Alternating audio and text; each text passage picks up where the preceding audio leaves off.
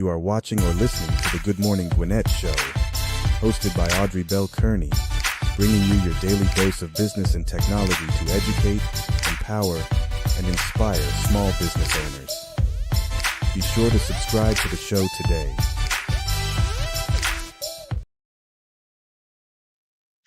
Good morning, good morning, good morning. Welcome to another episode of Good Morning Gwinnett. I'm your host, Audrey Bell Kearney. Got a great show for you today. Listen, I know a lot of times you guys are on your computer and you see like all of these updates and they're taking up a lot of memory on your computer. You're like, what the heck is going on? Well, today we got a great guest and she's going to be talking about this new update coming from Windows 10. Well, the fact that Windows 10 is not going to be around anymore. What you need to be thinking about. And I thought this was really important because I know for me, I wouldn't say that I'm a tech expert, but I'm a little bit of a geek. So when things happen, I'm trying to figure it all out. And normally I do, with a little bit of time, normally I figure it out, make it better, than I tell other people. But she's an expert. So she's going to tell you what you need to know about this new Windows 10 being retired, what you need to expect, and all of that good stuff. She's also a cybersecurity expert. So we're going to see can we get a little bit of Windows technology out of her and a little bit of cybersecurity for the small business entrepreneur, like for the solopreneurs, for the person that has a PC. They don't have a Mac, they have a PC. They may have a Mac, but they say Macs are the best. I don't know. I got a PC. So we're going to have her to the show. But before I go, listen, do me a favor. Before we even get started, go to the site, Good Morning Gwinnett, subscribe to the show, share it with two friends, and this helps us rank well in the algorithms. If you're watching this on Facebook, on YouTube, LinkedIn, Instagram, go to the show, like, subscribe to the show. This is going to help me move the show to the next level. So I'm excited about that. I thank you in advance for your support. So without further ado, let me bring up to the stage Miss Lynette Furr. She is going to talk to us about what to expect from the retirement of Windows 10s. And welcome, welcome, welcome. Thank you. Audrey, as usual, you are awesome. Thank you for inviting me on the show. I'm excited for what we're going to announce to everyone today. Yeah. So Lynette is one of the members of the Gwinnett Women's Chamber of Commerce. And by the way, if you're not a member, we invite you to become a member of the Gwinnett Women's Chamber of Commerce, where we take your business serious, just like you do. That was my commercial. And we're always happy to bring our members up to share what they do because here's the thing: we are small business owners. Some of us are micro business owners, and every little bit of exposure that we can give to our members, that's what we thrive to do. So, without further ado, Lynette, a lot of times people see these updates on it. I can tell you right now, last month, my computer was acting so crazy, and it's pretty new. Like it kept saying I was out of memory, I'm deleting stuff, I'm messing up stuff. I was losing my mind. So finally, I closed out Google Windows Meet or something, whatever the Meet one is, right? I closed that completely out, and it freed up all this space, and my computer was fine. I was like, you mean to tell me for a month I've been trying to figure out what's wrong with my computer? I'm like, I can't be out of memory. I just got the computer. I think it was Google Meet that was like clogging up my memory, and it was jacking it up. And so when I finally said, let me just close everything on my startup menu, and Google Meet was one of when I did that, everything went back to normal. So a lot of us have grown up with Windows, so we know Windows. I know that Windows has some big things that's about to happen and they're going to be retiring Windows 10. So I'm going to let you tell people about what that means and what they should be doing, and what if they can't do it, who they need to call. Sounds great. Thank you very much. So you're absolutely right. Most of the time, we are often just going along our day and working on the computers, and as long as it's working, we're great. And then we get these little pop-ups every once in a while, and it'll say things like, it'll tell you when things are going on, but we usually ignore them. So what I want everybody to do is not to ignore this particular update. So Microsoft, every 4 years or so, they usually change out and go to a different version of Windows. And so for those who are operating on Windows, you may say, well, how do we know if we're running on Windows 10, 11, or whatever for that matter? So a good way of checking is you go to right click on your icon at the bottom right corner. It could be in the middle. Is the icon. It looks like a little Windows symbol. You right click on that, and then you go to System. And then in the middle of that page, you scroll all the way down to the very bottom, and you should see it tell you what version of Windows you're on. If it says Windows 10 Home or Windows 10 anything, You may say pro, it may say enterprise, it may say business. Either which way it goes, you need to make sure that you're able to update it come October the 14th of this year. That is next month. We are on the countdown. So Microsoft has said, hey, we've allowed you to use our wonderful Windows 10 for several years now, and it's time for us to expire. And what does that mean? When we say expire, meaning they're no longer going to support you. And that where the cybersecurity part comes in at, the hackers love to get in our computers or systems any which way they can. So we open the door for them when we don't do the updates that are coming up for us. And there's an update for a reason. Usually an update are security oriented. It could be update to your drivers that's on your computers to make it work right, to be able to see things and to be able to hear things. So it's a combination of various things that the update does, but the most important one is the security updates. So whenever you are on your computer next, just go and do a quick check. We are able to help you if you don't know what to do at that point. We do have a promotion going on now with the Gwinnett Women's Chamber, and Audrey will tell you a little bit more about that a little later. The biggest thing is to make sure that there is an update. What we've done is we've decided that we'll do an assessment with you, and an assessment would allow us to come in, you fill out the form that we have for you, you pay for the fee. The fee right now is we have a $249 special. You have to have the code. That code is very specific to the Gwinnett Women's Chamber. So you can have, if you put the code in there, GWC, it will take it from $349 to $249. What does that entail? Okay, glad you asked. So what we're going to do with that is we're going to remote in. So when you fill out the form, you pay. Once you pay, it'll allow you to book your appointment with us. We'll get on Zoom session with you, and then we'll remote in and verify what you have now. And then we'll determine if you can upgrade. If you can, then great, we'll do that for you. And then if you cannot upgrade, we will let you know what you need to do. If there's some new equipment that you need to buy because of this upgrade. Sometimes with this update, if your hardware, meaning everything inside your computer, is too old, then the recommendation would be for you to buy a new computer. We can help you with that, or we can just point you to how to buy a new computer and what to buy, and make sure that it's going to help you in your business to continue to run.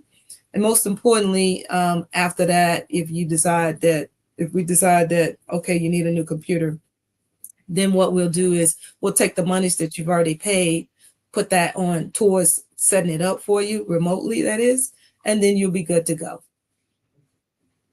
So Lynette, so let's go back to exactly helping people understand why these updates are important. So a lot of times, the computer automatically updates itself, right? Like Windows take up so much space in our updates till it takes up a lot of our memory, and it'll just do it. Or we'll come in there and we'll turn the computer on and it says, don't turn it off. We're doing an update, and it takes about 10, 15 minutes.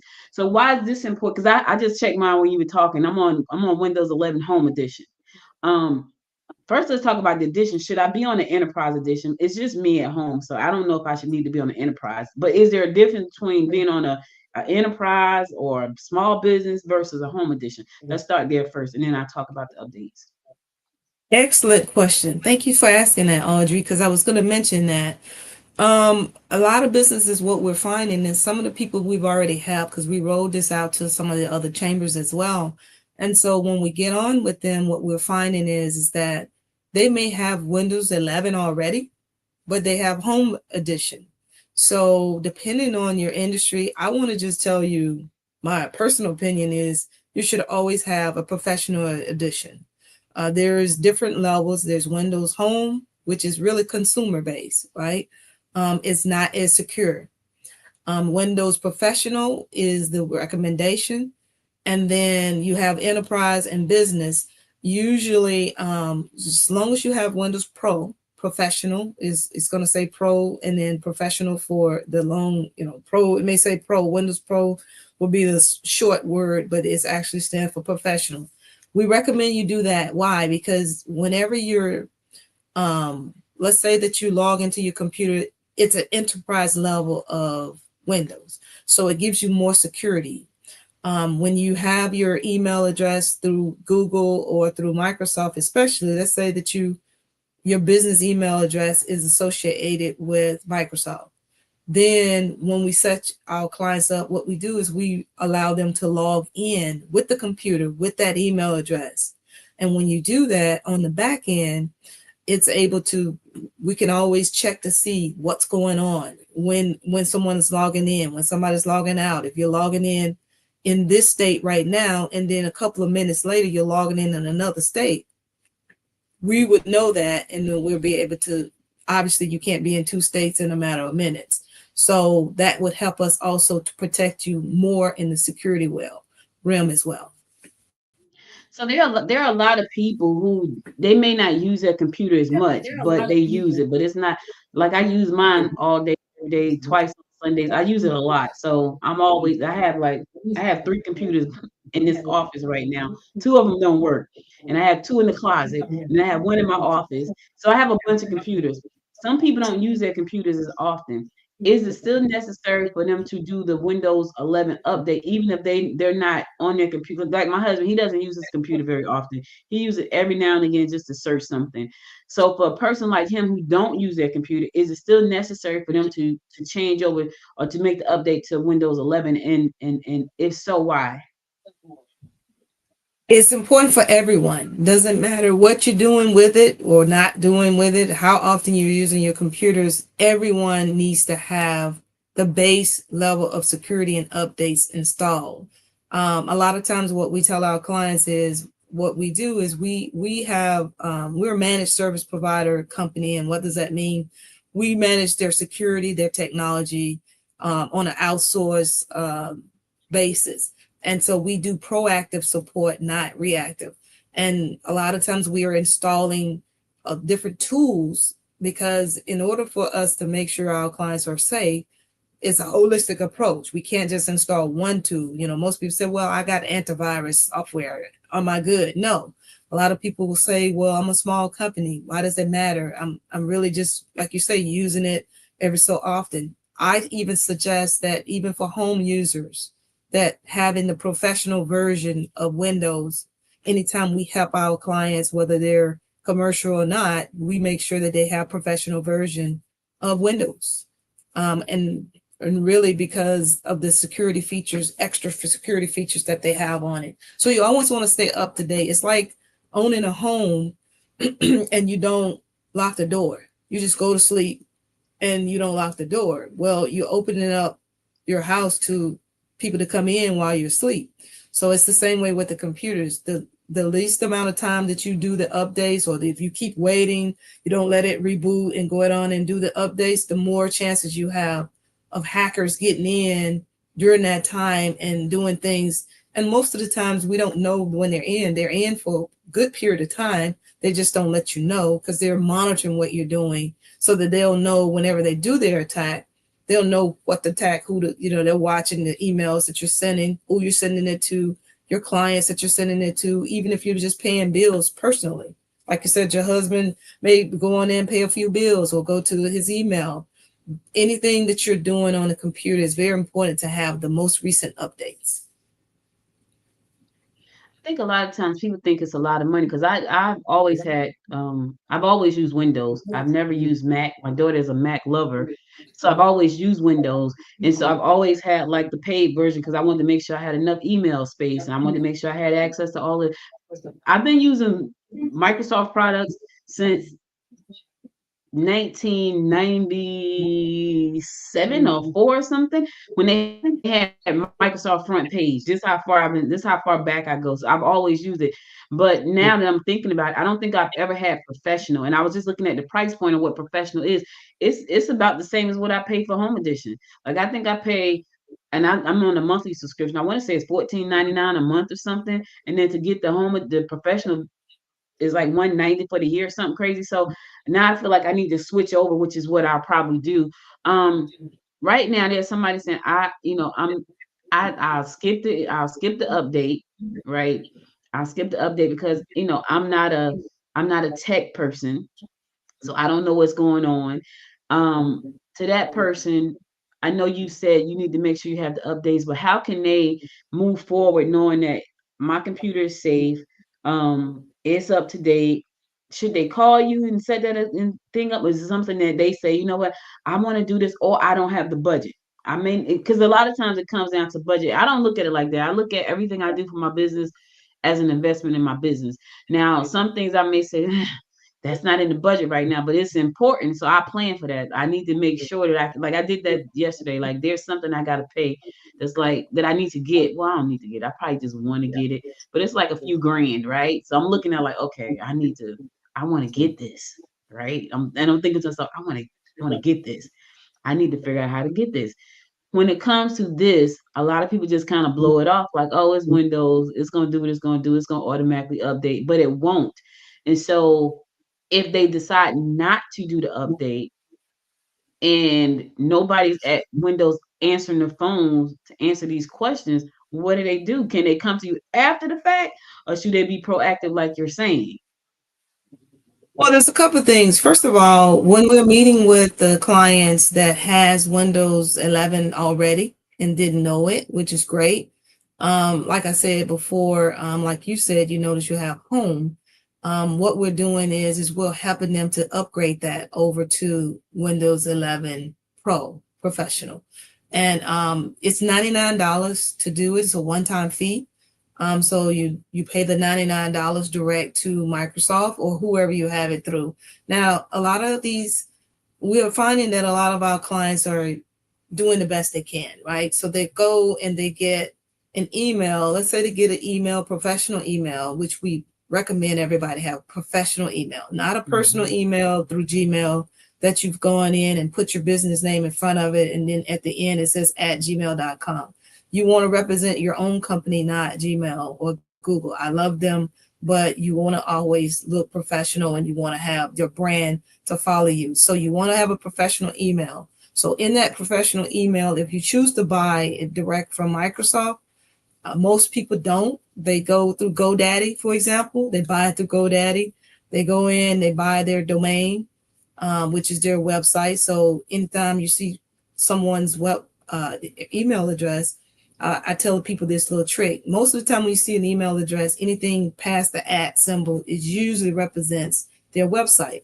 So they go and buy that domain name from GoDaddy, and then it'll be a little pop-up and say, do you want to go on and get an email? So most people say yes. They get the email, and now they got a Microsoft email, and they got protection, and all that's great. But then there's many things you can't do when you use GoDaddy's version of Microsoft. And so what we tell our clients is, that's great. I'm glad you've done that. But the biggest thing is we need to upgrade, first your Windows from home to professional. And then secondly, we migrate them off of GoDaddy over to Microsoft Direct. With the vendor that we use, because when you need support from Microsoft, you asked about support, calling Microsoft to get support, even for myself, could take quite a while. You have to wait a while. They have to assign someone to you, then they call you. It may be the next day, the next 2 or 3 days from now, but it's the support level is not so great. So that's why we partner with our own. We have an alliance with a company called, y'all may have seen the commercials that come on quite often now, Pax8. So with Pax8 as our vendor, we go through them and we get our licenses for various different software, especially for Microsoft. So when we need to support our clients, we call them, not Microsoft. So that in that case, we're able to get support immediately and not have to wait days and months a periods of time to get the support. So that would be my recommendation on that. Go ahead on and upgrade. If you know how to do it yourself, then that's great. If not, please give us a call. We can be reached at 404-935-4114. That's 404-935-4114. And my direct extension is 101. So that would be the way to reach us. And then our website, obviously, we have our website is www.I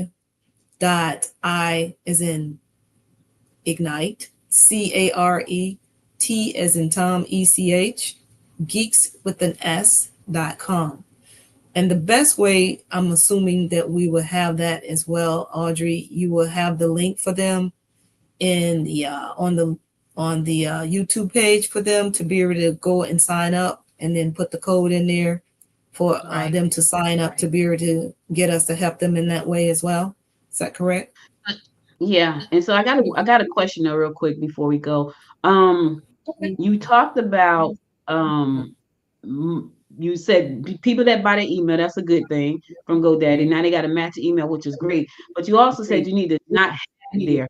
Why is it that they should not use um even though they have the email that matches their domain, but you said it shouldn't be on GoDaddy. Why not? Like what? Because when I think about email, I don't really have a problem with my email.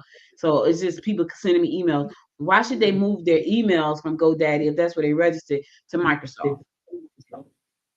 Because whenever I mentioned earlier the security measures, when you get your email through GoDaddy, they have phenomenal support. I give them that. But the problem is that when you get there's certain things that they do, they kind of make it easy for people to manage their own email, if you will. And so for us as managed service providers who's security focused company, we it's certain things we can't go in and help you with because they've put on their own version of Microsoft. So they've put on some on the front end, make it easy for you. So they make it where you can just hit add email or add another user. But on the back end, we need to be able to do that. And what happens is your security is different, and we can't do certain things when you have your Microsoft email through GoDaddy and all these other platforms. I think, there are other platforms that sell emails, and GoDaddy is one of their highest resellers though. And so that basically security, and there's are certain things we can't do when you have it through them. So that's why we usually recommend migrating it, and we migrate them sooner than later, especially if they just got it. A lot of times, some people have just gotten it, and then sometimes they've had it for a while. So we, navigate them and help them kind of get off of that version of it. So later on, we always design with the end in mind. So if something comes up and we need to make sure that you're compliant, you may need to be HIPAA compliant. You may need to be some of the financial sector that we work with. They need to be FTC safeguard compliant. There's all kind of compliance that you need to have. And if you can't control that part of it, I'm trying to explain it, the easiest way. If you can't control that part, then how compliant are you? So that's the reason why we recommend them coming off of it. I must admit, I fell in that category. I got it many years ago. And then as I migrated off, it's been very challenging because, I actually called in to GoDaddy once and I said, listen, I need to be able to do this, this, and this. I want to log into my computer with my email address. He said, ma'am, you would have to get rid of us and go straight directly to Microsoft because we don't allow that. Wow. And see, I think that's what a lot of people don't know. Like they don't know like all these little nuances when they're trying to do the right thing. It's kind of like it almost makes you feel a little sick, like I'm trying to do the right thing and I'm still not doing the right thing. And so, when I think about email, now when you register the domain name, because y'all don't think you can register domain names at Microsoft. So when you register the domain name at GoDaddy or one of the other platforms, then should you then go to Microsoft to set it up? Because if they don't know to call you, somebody may be listening right now, or they may be in their car and they're not going to remember anything we said except for my email is not set up properly.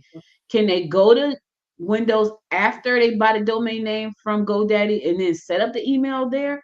Like, is that how they would do it to make sure it's right? Well, you can set it up a couple ways. So you buy the domain through whoever. It doesn't have to be GoDaddy. You could buy the domain through, there's many others, right?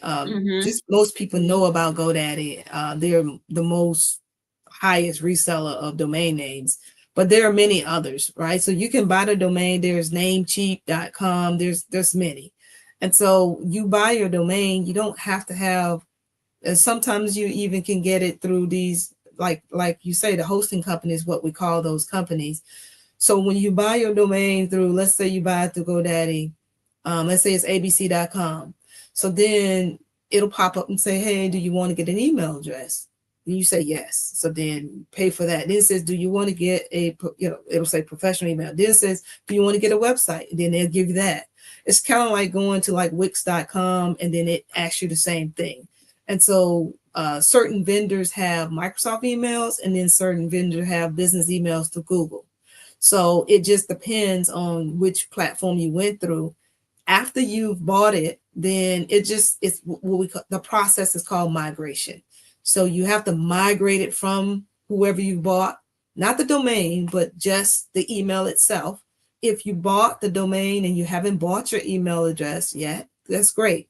Then we can walk you through how to do that.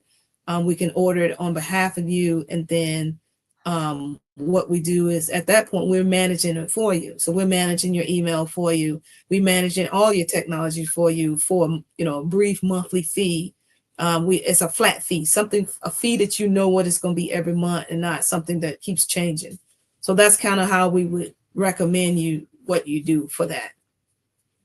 And now the fees that you charge for that service to monitor all its technology, does it depend on the size of the company, or is it one flat fee across the board? Yes, it depends on the size of the company, on the type of industry you're in, how many what we call devices or computers or devices that you're using, how many locations you have. If you're here in the States and you're in, in Florida, if you're in Atlanta, all of that matters. Most importantly, what the industry is. So if you're a healthcare facility, for example, then we need to make sure that you're HIPAA compliant. So we offer as little as needed for our clients, all the way up to as the max. So we can come in and be your chief AI officer for you, and all things AI, make sure you're secure in that aspect. Your chief security officer for you, make sure everything is done in that aspect. Your chief technology officer for you. Those are the high levels. And then we go down from there. And we also offer, just support, help desk support. Some companies already have technology, the technology taken care of. So we come in and we help them to bridge the gap. So if they have a team already, that's great. We can do what we call co-manage. So they may not want to deal with just the first level support, the second level support. So we come in and we assess everything. Everything we do is cybersecurity focused first. So no matter what, whether we're helping another team augment their team or whether we're the team, we come in, we do what we call a cybersecurity risk assessment. And that cybersecurity, now we've added cybersecurity AI risk assessment as well. So we're going to do that assessment to see where you are first before we start trying to make recommendations. So that's whenever we are getting ready to take our clients to the next level. We do that assessment. We come back to them a week or so later, and it's a paid engagement. But after that, then we show them where they are now, and then we can tell them where they can go next with us. And it's always best to be proactive. A lot of us smaller business say, well, it won't hack us. Every day, every 60 seconds of the day, there's someone getting hacked, whether they're small business or not. And whoever you're tied to normally could cause you to get hacked. So let's say, for example, CPA, if you have that you're dealing with, then I too have that same issue. Unfortunately, many years ago, I had a CPA that I used, and she was in the Virginia area. And one day she called me and she said, Lynette, I am trying to file your taxes. We did the extension, so it was an October time frame. I'm trying to file your taxes, but it got rejected. I said, oh, what do you mean it got rejected? She said, did you file your taxes already? I said, no, I did not. She says, well, I said, that's what you're for. What do you mean? So then she said, well, now she's a small company. She had about It was herself and maybe one other person that helped her out as a consultant. And she said, well, let me call to, IRS and find out what's going on. So she called me back and she says, okay, got good news and bad news. Which one you want first? I said, the good news. She said, good news is I know what happened. Great. What's the bad news? Bad news is somebody's already filed taxes in your name. I'm like, what? What do you mean? And she said, yeah, they've already filed taxes in your name. And so we have to go through a process of proving that you're the right person that should have filed the taxes and not the bad actor.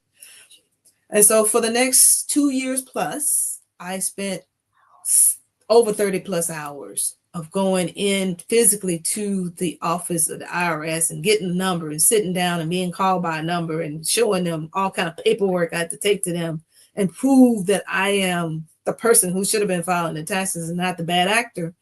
And as a result, I mean, it was extremely frustrating. So the second year it happened again. And finally, IRS said, okay, I believe you. We're going to give you a special PIN code to file your taxes going forward. And therefore, now I still have that PIN code that we use to file my taxes. But the thing about that is she's a small company. And, when you don't think about how important it is to just the little things that we ignore with our computers or whatever is telling us something is going wrong, and we don't know what we don't know, right? So you only know that once you get in there and do some kind of cybersecurity risk assessment to see what's going on, see if your email has been hacked, even your personal emails. A lot of people use their personal emails for the business. We have a way to check that as well. It's not as extensive, but we do have a little way to check to see if a personal email has been compromised as well. So what we recommend that you do is this, just be on the safe side. Don't be like the particular CPA that I'm no longer with, because obviously I can't trust them anymore. And, their reputation, I couldn't recommend anybody else to them. And so when she, for all we know, she's somebody else that she's dealing with could get hacked. We see it all the time on the news where a CPA firm, someone else, they get hacked. And then as a result, it shut down several of the hospitals. That was something that we read about recently in the news. I want to say it was last year that they had this major hospital that was shut down because their CPA was hacked. So it's who you're tied to as well. We want to be careful of that. If you're dealing with vendors, make sure you offboard them after you finish working with them. Or if they're still working with you, make sure that they're using credential managers. And most people say, well, what's a credential manager? Most people call it password manager. We always make sure that any resources we share with anybody we deal with, vendors, even obviously our employees, we make sure that they have a credential manager. And that credential manager, you can save everything in there, not just passwords, which is why we call it that. So you want to have an enterprise level of that as well. So you want to have a holistic approach. You want to have some security in all aspects. And that's what I recommend for everybody. Listen, I don't know if y'all paid attention. If you didn't, go back and watch the recording. You want to make sure you're protected. You think you can trust people. That happened to my husband, that whole tax thing. So he has a PIN number on his account. And it was a tax preparer that did it, which was the craziest thing. Like, we had been doing the whole family taxes for years and try to fraud. It was ridiculous. God rest his soul. He's gone on to heaven now. But he did everybody like that. And then he went into hiding. But the difference about me and my husband, like, no, we gotta no, we gonna fix this. So we fixed it, and we were able to put a pin on his social with the IRS. If you have not taken care of any of these things, reach out to Lynette. She is a wonderful person. She knows her stuff. She speaks at the Georgia AI Summit. She's done it for 2 years in a row. She's one of our members at GWC. This is her website, icaretechgeeks.com. Her number is 404-935-4114. Go check her out. Give her a call. At least get the information that you need. Don't be afraid. I know it sounds like she probably charges a lot, and she probably does. I don't know. But you won't know until you call her. So give her a call, talk to her and her team, let them help you before this expiration date of Windows 10. Because here's the thing, you can't get Microsoft on the phone when it's not expiring. She just told you that. So why would you wait till it expires and it's even worse? So don't do that to yourself. Don't sit over there and pull your hair out because you didn't listen, all right? GWC members, GWC is the code that you use to take advantage of the wonderful discount that she's giving you guys. Lynette, thank you so much for being my guest today. Thank you so much for sharing all this great information with our viewers and our listeners around the world. And listen, don't wait, y'all. Don't sit there and drag your feet. And then the next thing you know, your Windows is not working. You have no one to call. You can't call Ghostbusters, but you can call iCare like right now. So make the call. All right. Thanks, Lynette. Have a wonderful day, everybody. I'll see you again next Wednesday with another great guest. Until next time, my friends. Until next time, make it a great day. Bye, everybody. You've been watching or listening to the Good Morning Gwinnett Show, hosted by Audrey Bell Kearney, Monday through Thursday at 10 a.m. If you enjoyed this episode, subscribe to the show today and share it with your friends by going to www.goodmorninggwinnett.com.